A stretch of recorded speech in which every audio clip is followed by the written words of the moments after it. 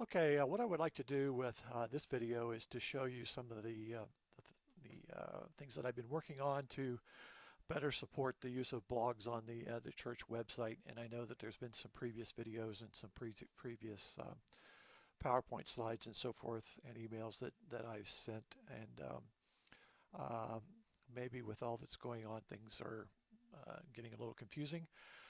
So I thought I would just do this and give you an idea of where I stand right now.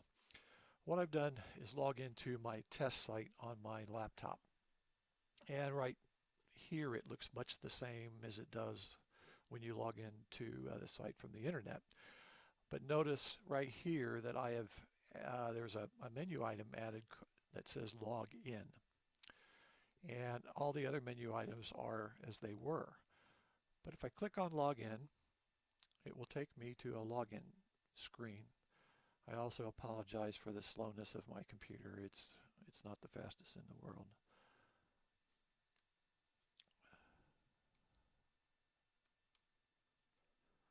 Okay, and these logins, this login process is the same as what I gave you for the staging site, but you can't see this site because it only exists on my computer. So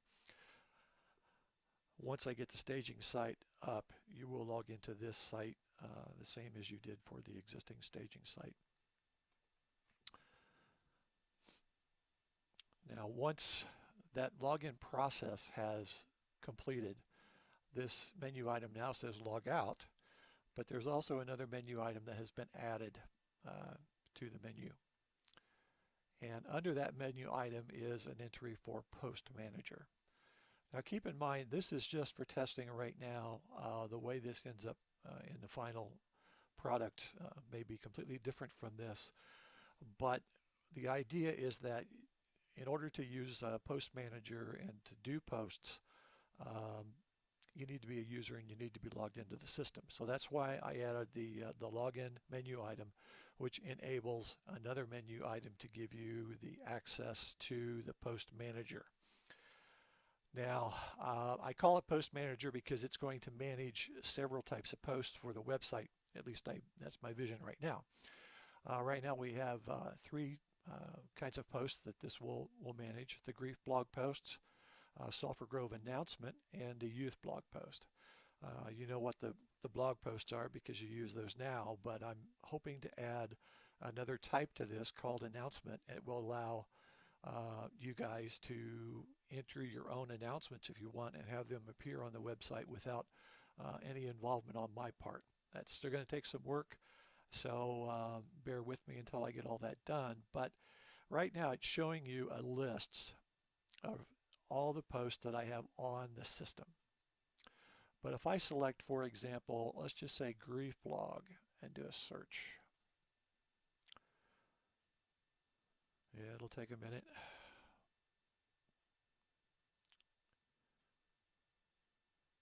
And it didn't do it. What it's supposed to be doing is, yeah, there it did. It'll narrow down the posts that you are able to view in this list only by this category. Now, once there are posts in this list, you can edit them or you can delete them. And again, forgive this spacing here because this is, as I said, very much new stuff and there's a lot to be done yet. Since we already have this post on here, if I say delete, I'm not sure if it's going to work. We'll try it. It's going to ask if you're sure. The word delete is replaced by deleting.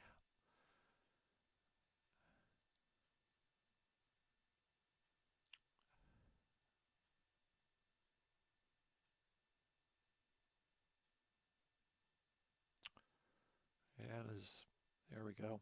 So it got deleted and now it's saying no items found. And the reason there are no items found is because I still have grief blog as the only post type that I care about. So let's change that now and let's say, okay, we want to see the youth blog post as well. So I click on a search for those and there should be a few more that pop up.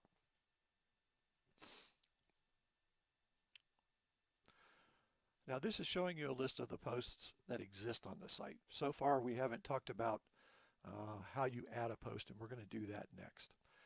So here are a few more posts, and the way it lists them is if there's an image associated with a post, it will show the image.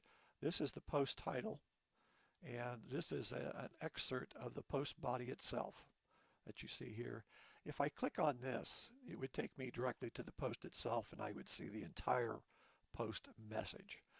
But I'm not going to do that right now. I'd rather get to showing you how to add a post.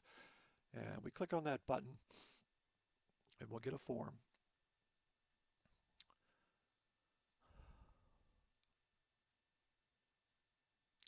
By the way, I don't expect it to be near this slow once we get it into the staging site. It's just my laptop that's causing the problem. So now we have a form here, and it says add post. We can give it a post name.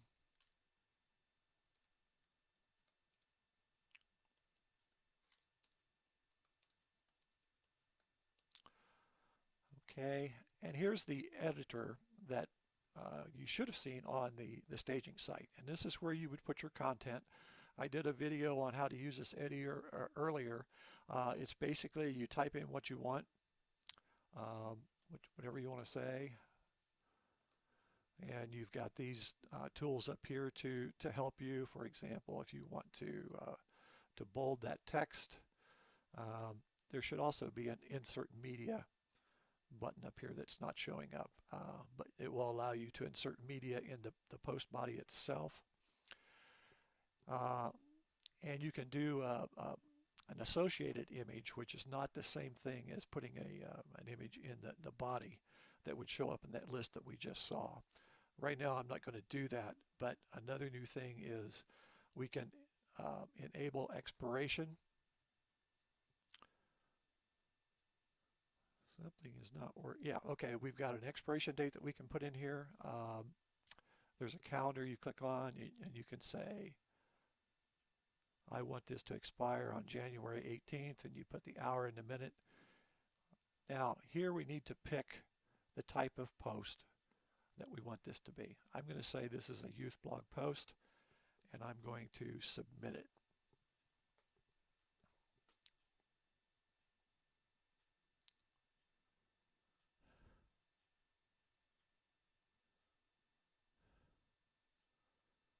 If all goes well, the post should be submitted to the system. And we should, there we go. We came right back to the post manager. And here's the post that we just added. And if I click on that link, I'll get the full post itself, including all the body, which probably is just as much as you see here anyway. And there it is, just the post by itself with the content that we put in. So I think that's going to do it. I hope this has been a little helpful in terms of showing you the direction I'm trying to go with doing posts and managing posts. So have a good day, and we'll talk to you later. Bye.